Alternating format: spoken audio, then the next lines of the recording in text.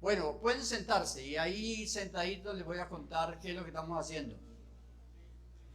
El día de hoy estamos estudiando la carta a los romanos, así que trajo su Biblia, habla su Biblia.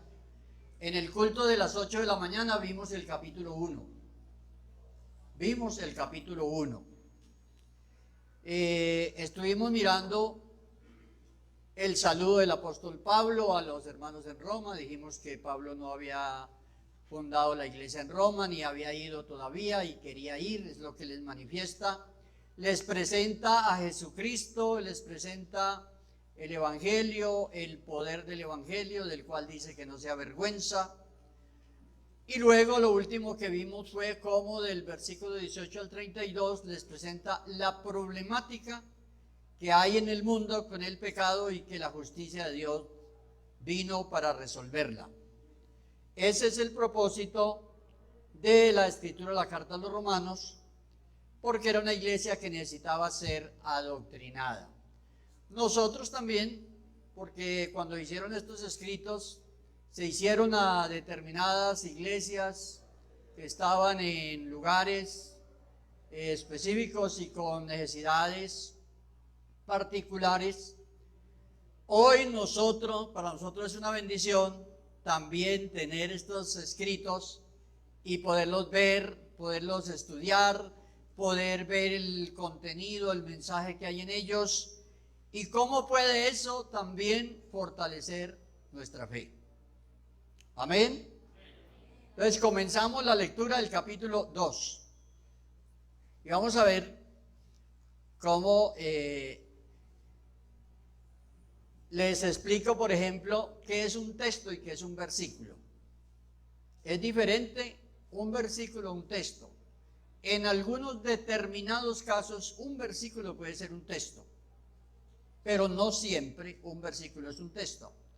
Hay textos que para leer el texto completo se tiene que leer muchos versículos y a veces más de un capítulo. Así está escrita la Biblia. Entonces, comenzamos en el capítulo 2. Entonces, lo primero que vemos es un conector que conecta esto con lo anterior. Entonces dice, por lo cual eres inexcusable, hombre, quien quiera que seas tú que juzgas, pues en lo que juzgas a otro, te condenas a ti mismo. Entonces, lo primero que tenemos presente es a quién fue dirigida la carta.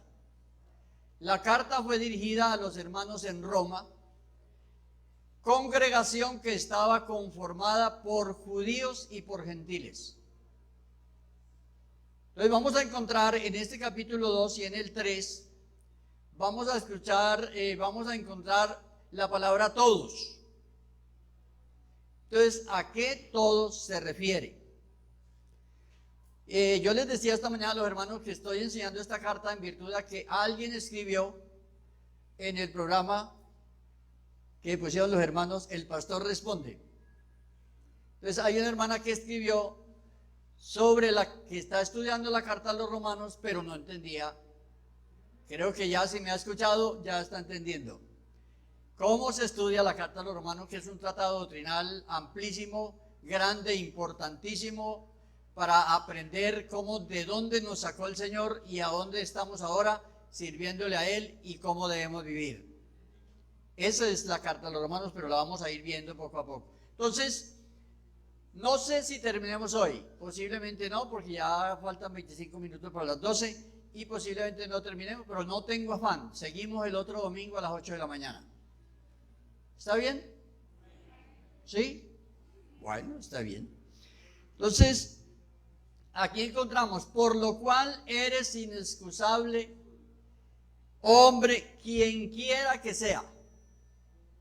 Entonces inmediatamente comienza él a decirles, después de haber planteado la problemática del pecado en el mundo y la degradación del ser humano, porque eso es lo que plantea del versículo 18 al 32 del capítulo 1, plantea la degradación y cómo el hombre se alejó de Dios.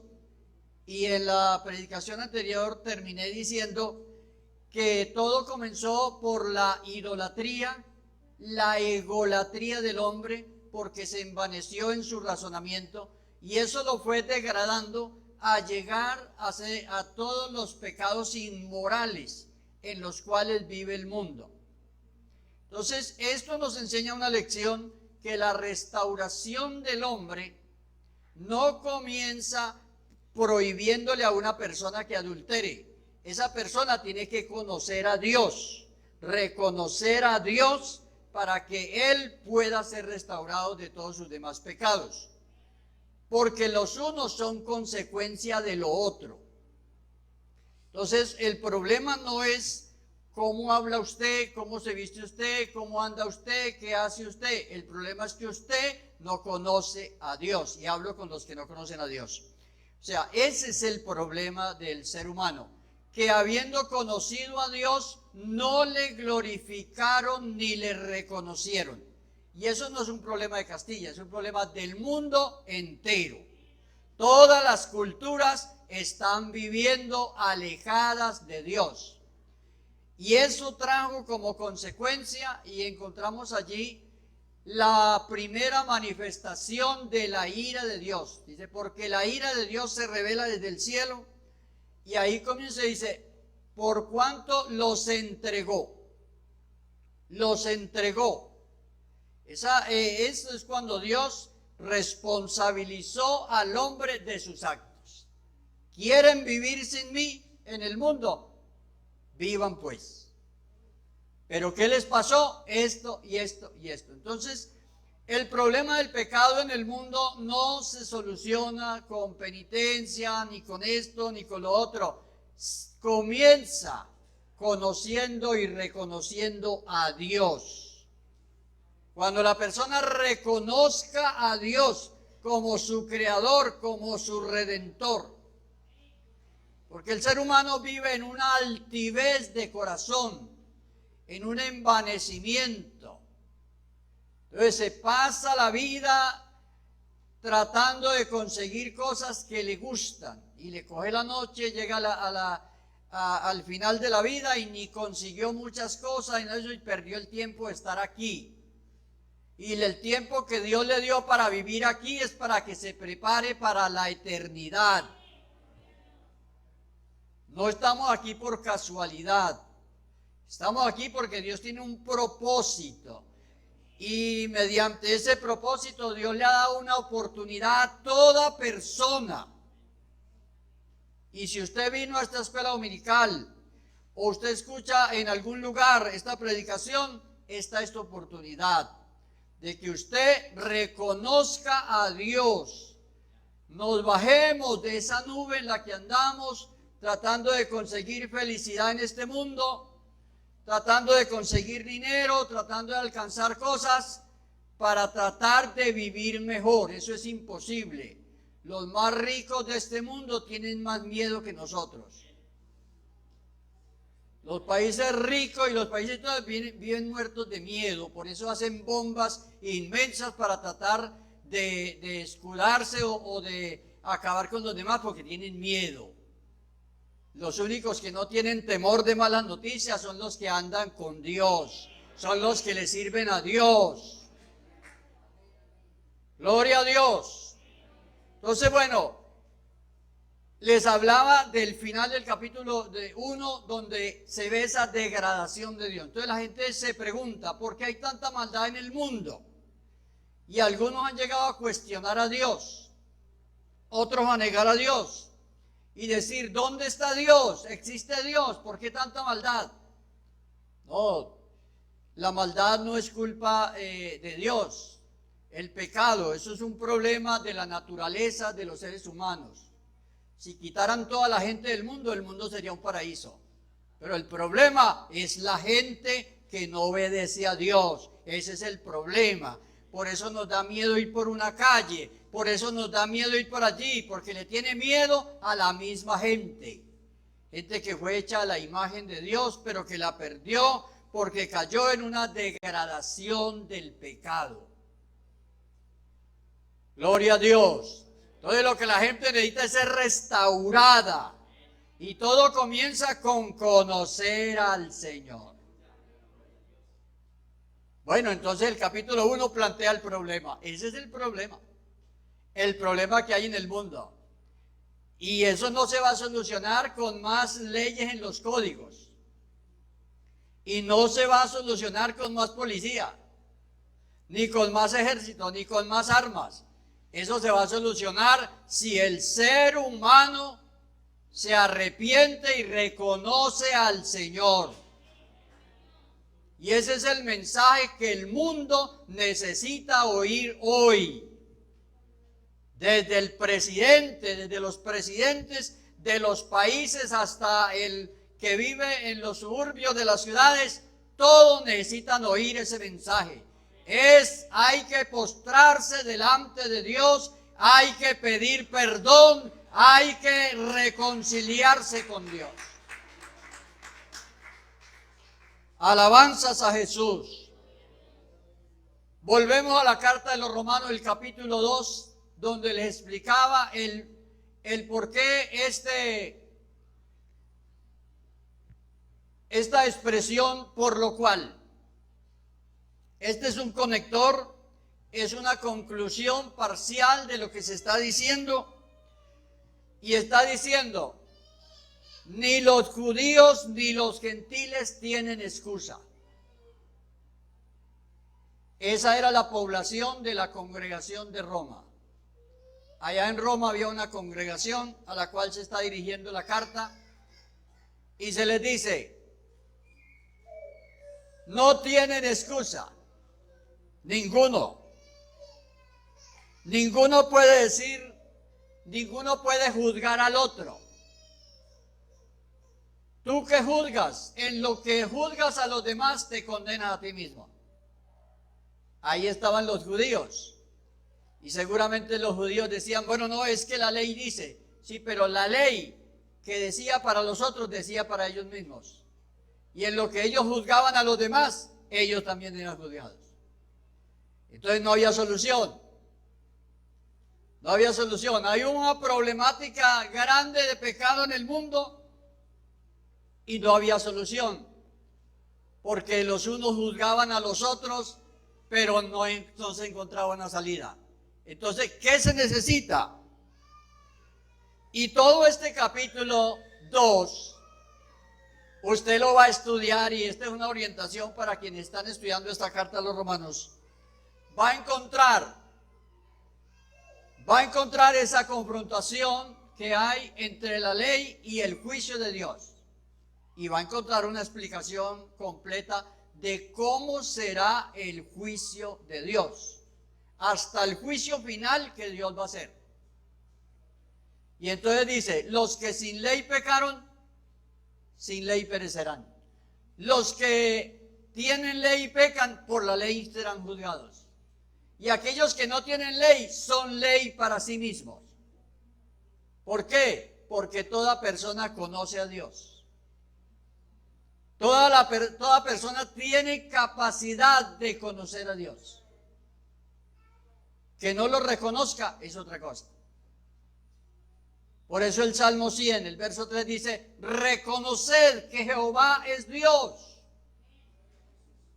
Él nos hizo y no nosotros a nosotros mismos.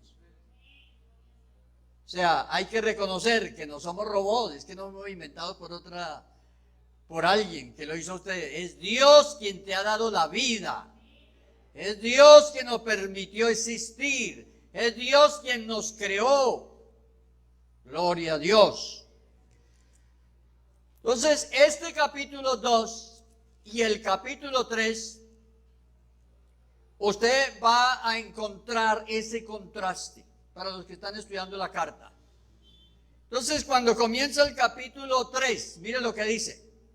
¿Qué ventaja tiene pues el judío? ¿Y de qué aprovecha la circuncisión? Era una de las preguntas de la hermana que no entendía sobre la circuncisión. La circuncisión, todo el mundo sabe qué es circuncisión y que la hacen a los niños cuando nacen. Se la hacían a los del pueblo de Israel porque esta era una señal de que pertenecían al pueblo. Y que eran del pueblo y la hacían. Era una costumbre muy antigua. Entonces ellos la tenían como algo religioso. Está circuncidado es del pueblo. Por eso ya hoy, hablando de la fe y de los creyentes, tenemos una circuncisión espiritual, en la cual Dios quitó de nosotros el pecado. Y esa es la circuncisión espiritual en el que el creyente vive. Todas estas figuras que aparecen aquí, entonces eran comparaciones de lo que sucedía en la ley y de lo que sucede ya en la gracia. Entonces, ¿qué ventaja tenía el judío? No tenía ninguna ventaja. Entonces, usted sigue leyendo el capítulo 3 y lea el capítulo 10, el versículo 10. Dice, como está escrito, no hay justo ni aún uno. No hay quien entienda, no hay quien busque a Dios. Todos se desviaron. Todos se hicieron inútiles. No hay quien haga lo bueno. No hay ni siquiera uno. Eso es lo que Dios vio. No hay. Entonces que alguien dijera, no, es que yo. Nadie. Nadie, porque no se podía obedecer la ley. La gente humanamente no tiene la fuerza para obedecer la ley de Dios. Necesita la ayuda de Jesucristo. Necesita creer en Cristo y recibirlo como Salvador para poder guardar la exigencia de Dios. Entonces, vean el versículo 23 del mismo capítulo. Aquí ya está haciendo una conclusión y dice, por cuanto todos pecaron. ¿Quiénes son todos? ¿Quiénes son todos? Judíos y gentiles, todos. Por cuanto todos pecaron, destituidos de la gloria de Dios. Entonces pueden ver ustedes el enfoque de Pablo escribiéndole a la iglesia en Roma. Entonces, primero, la degradación del hombre, el problema del pecado. Ahora, no hay ni siquiera uno. No hay uno, no hay ninguno. Ahora, todos destituidos. Destituidos de la gloria de Dios. Destituidos. No sé si alguno de ustedes tiene la experiencia de haber sido destituido de algún cargo, de algún trabajo, por alguna falta. No sé si tiene la experiencia alguno de ustedes. Pero quien la tiene se siente muy aburrido. Muy aburrido, destituido. Señor, por la falta usted no puede volver a la empresa.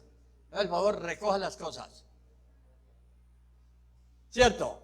Destituido. Se siente mal. Además, no le dan carta de recomendación. Así, oiga, entonces, ¿cómo le parece? Pues destituidos de la gloria de Dios. Y recordemos la sacada del huerto. Yo creo que ese día fue duro el trasteo, ¿cierto? El trasteo del huerto. Saquen las cosas.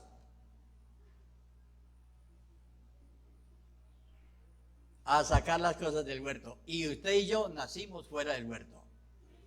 Todos. Todos destituidos de la gloria de Dios. ¿Cómo es la forma de volver? Entonces, por eso, la lectura que hay en este capítulo 3, entre el 21 y el 26. Entonces, cuando hay un camino para regresar. ¿Cuál es el camino? Se llama la propiciación por medio de Jesucristo. Está ahí entre el versículo 21 y el versículo 26. La propiciación viene del verbo prope en griego, que quiere decir acercar. Entonces, lo que hizo la muerte de Cristo, para que la comprendamos, que no fue un fracaso de Cristo, ni que fue un espectáculo, ni que Dios quiso mostrarse de esa manera solamente.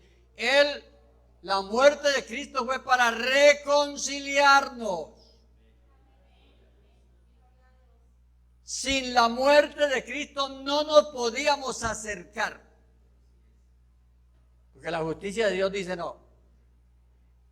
La paga del pecado es muerte. Tiene que morir por ese pecado, tiene que morir. Necesita un mediador. Necesita quien propicie una mediación para que pueda haber acercamiento. Y ese acto fue la muerte de Cristo. Fue propiciatoria, que quiere decir propició el acercamiento. ¿Por qué se puede usted arrodillar delante de Dios? Porque Cristo murió.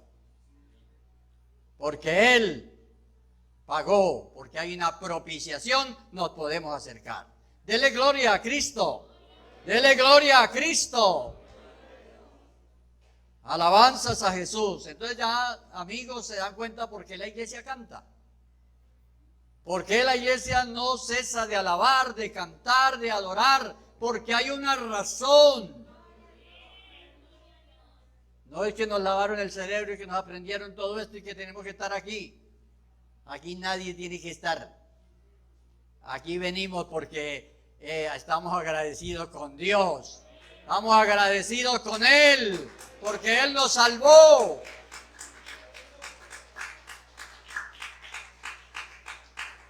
Gracias damos a Dios. Gracias a Él, ¿cierto? Gracias. ¿Algunos de ustedes alguna vez andaron por ahí en una procesión de esas con cargando? ¿No les tocó que cargarla? No. Bueno, ya estas generaciones no. Las generaciones anteriores sí, cargando, pero allá un Cristo, el pobre Cristo, ¿cómo le fue? No. No es esa la perspectiva de las Sagradas Escrituras. Cristo es el Rey de Reyes y Señor de señores. Y prueba de eso, no se quedó en la tumba, se levantó por sí solo. Se levantó. Porque Él tiene todo el poder. Él tiene todo el poder. Yo le decía a alguien estos días hablando con él, una persona que me estaba preguntando, yo le decía, Dios no nos necesita a nosotros. Dios no nos necesita. Para Él existir no nos necesita. Él nos ama, que es diferente. Nos ama. Los necesitados somos nosotros de Él.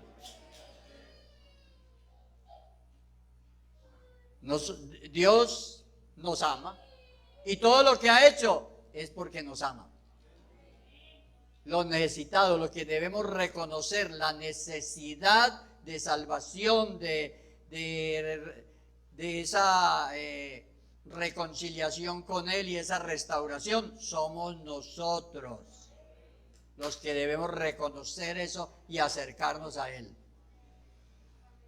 Porque Él no, usted nace, vive aquí 60, 80 años y tal cosa y se muere y Dios sigue siendo Dios. ¿Cierto? ¿Cuál es el problema para Dios? Si Dios es eterno. Que aquel es tan rico, que aquel es tan fuerte, que él es tan valiente. Se murió y se acabó. Y Dios sigue siendo Dios. Dios sigue siendo Dios y es el Dios todopoderoso por toda la eternidad. Entonces, ¿quiénes son los necesitados? Los que vivimos aquí en este mundo. Generación viene y generación va. Mas tú permanece para siempre. Ese es Dios. Entonces no le estamos haciendo un favor a Dios aquí. Nadie. Estamos aquí agradecidos con Dios. Agradecidos con Él. Gracias damos a Dios por esto. Entonces la propiciación, la muerte de Cristo hizo posible que nos acercáramos. Vea Romanos 5:10. ¿Qué dice Romanos 5:10? Que ahí está bien claro.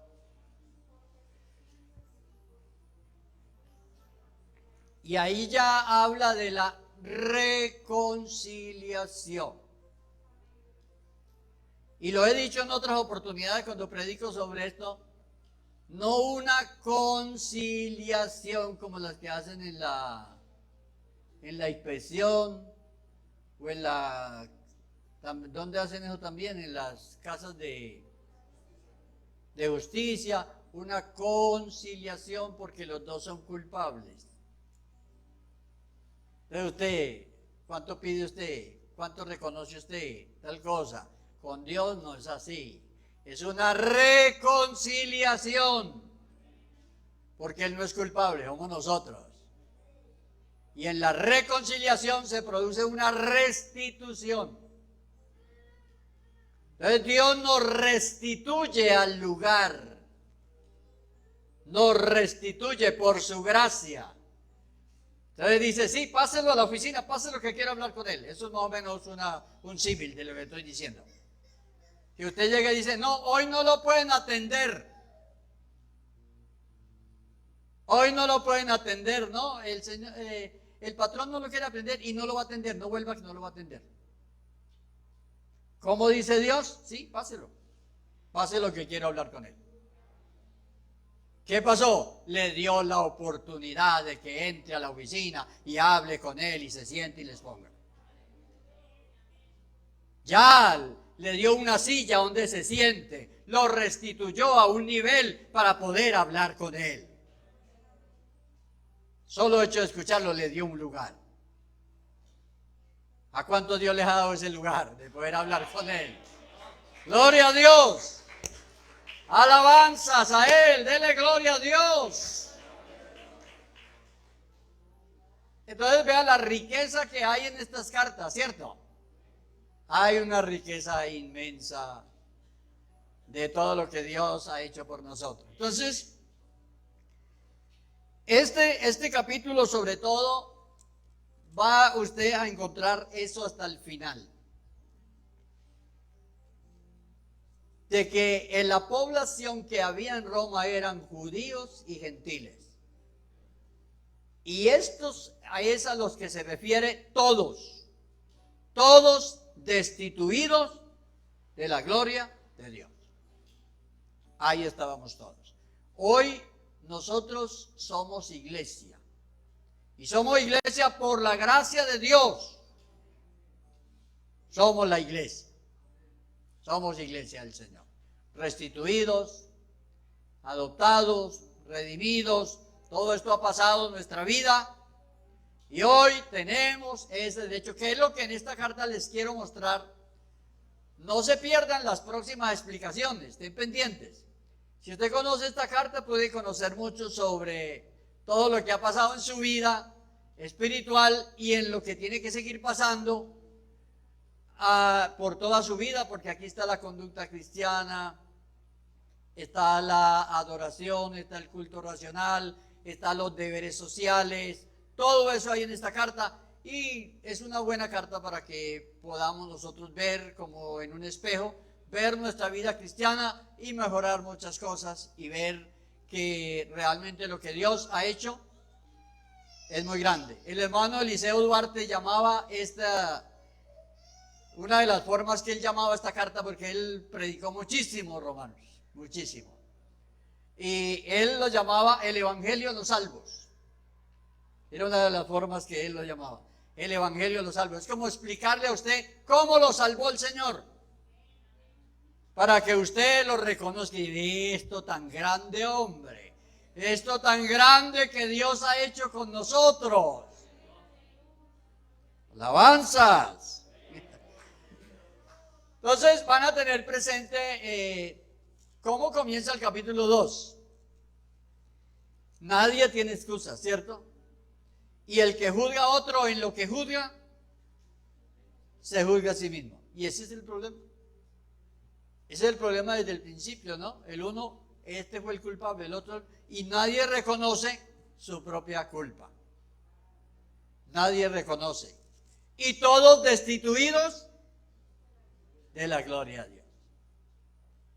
Entonces, cuando ya termina el capítulo 3, ¿cómo termina el capítulo 3?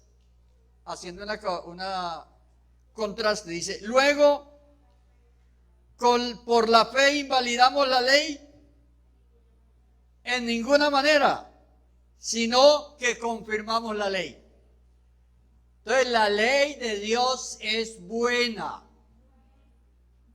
La ley de Dios es perfecta, pero el ser humano solo la puede obedecer por gracia.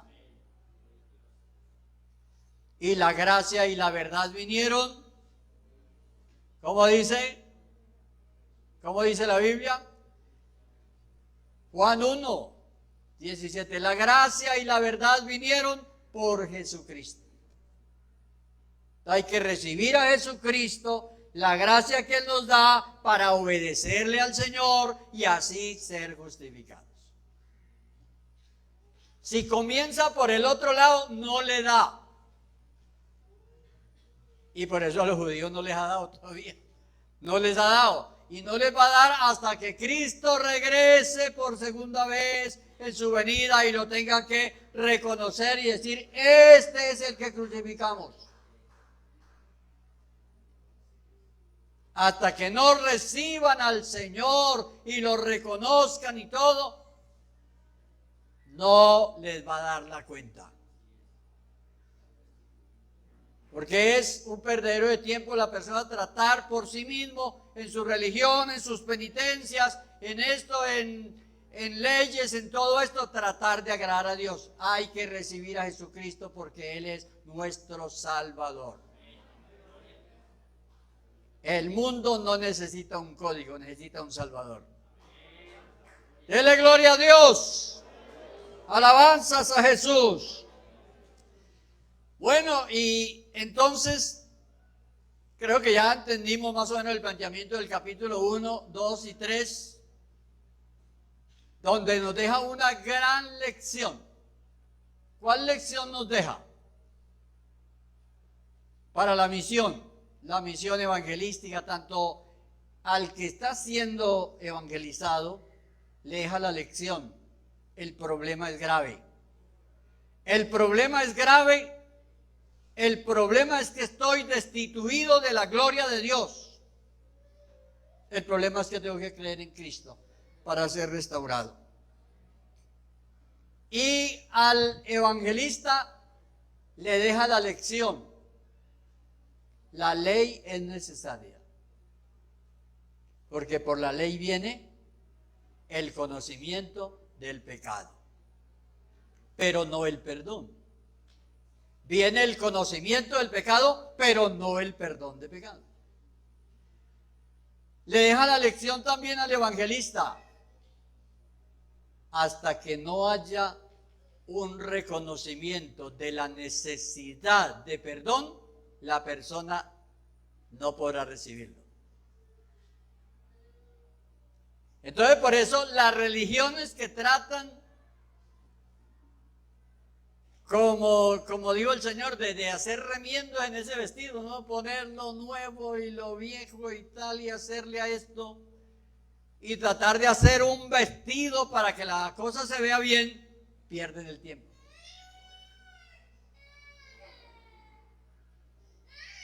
Esa es la vida religiosa, un vestido, una colcha. ¿Sí saben qué es colcha? Sí, que le ponen de varios pedazos. Eso es más o menos la vida religiosa. Póngale esto, hágale esto, pídale a este, pídale al otro, agréguele a esto, y se forma una tremenda colcha, pero sigue la desnudez. Sigue la desnudez espiritual. Aquí hay que creer en Cristo Jesús para estar revestidos de su gracia. Alabanzas a Jesús. Bueno, les doy un inicio de donde seguiremos el próximo domingo a las 8 de la mañana. Ya les dije que voy a predicar a las 8. Y no lo querían decir, ¿cierto? Pero ya saben que me tocó a las 8. Entonces, el próximo domingo a las 8 seguiremos en capítulo 4. Capítulo 4. ¿Qué dice el capítulo 4? A ver. ¿A quién comienza poniendo como ejemplo? Primera vez que aparece aquí Abraham. Dice, ¿qué pues diremos? Abraham dice, ¿qué pues diremos que halló Abraham nuestro padre según la carne?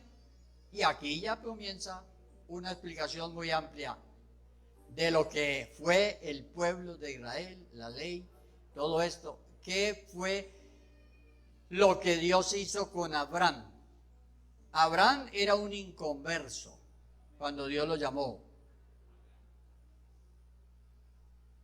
De pronto no era pagano como los que vivían allá en Ur de los Caldeos. Él no tenía los dioses, él era de la simiente de Enoc, de todos estos, o sea, él venía de la simiente, pero no era un creyente que vivía en Ur de los Caldeos, pero no era, pues, era prácticamente una persona que vivía allá y tal cosa, pero él no tenía un plan, ¿sí? No había sido circuncidado, no era del pueblo. Prácticamente Abraham no era una persona, pues, ferviente, pero Dios lo llama. Entonces, ¿qué pues diremos que halló Abraham, nuestro padre según la carne? ¿Qué fue lo que realmente Dios le dio a Abraham? ¿Qué fue lo que Dios realmente hizo con él? ¿Qué fue lo que el pueblo del cual él fue, pues, el padre de esa nación de Israel? ¿Qué fue lo que hizo Dios? Entonces, ahí quedamos con esta pregunta para seguir el próximo domingo con el llamamiento de Abraham y por qué el hecho de que Abraham fuera llamado de esa manera y fuera llamado siendo incircunciso, fue la puerta para que judíos y gentiles tengamos el derecho a entrar. Entonces ahí seguiremos el próximo domingo.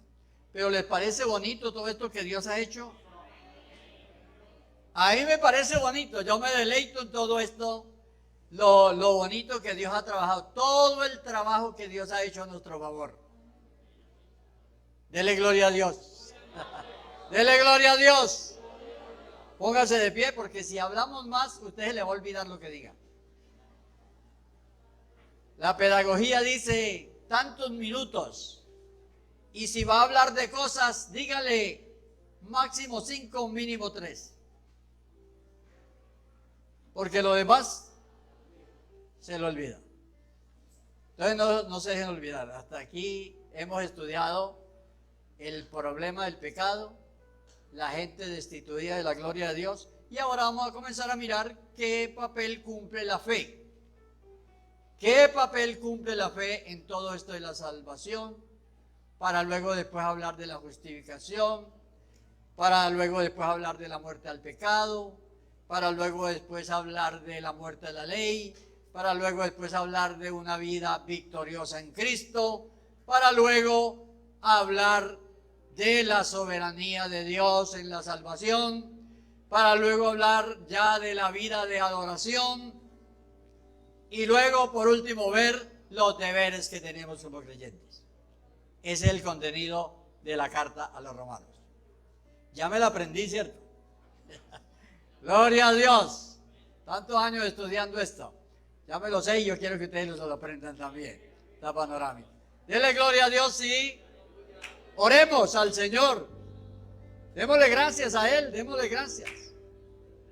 Yo le agradezco a Dios por todo esto que nos da. Señor Jesús, gracias te damos en esta hora. Gracias, Señor, gracias. Te doy gracias por tu presencia, por tu palabra. Te doy gracias por cada hermano, por cada amigo que está oyendo la palabra.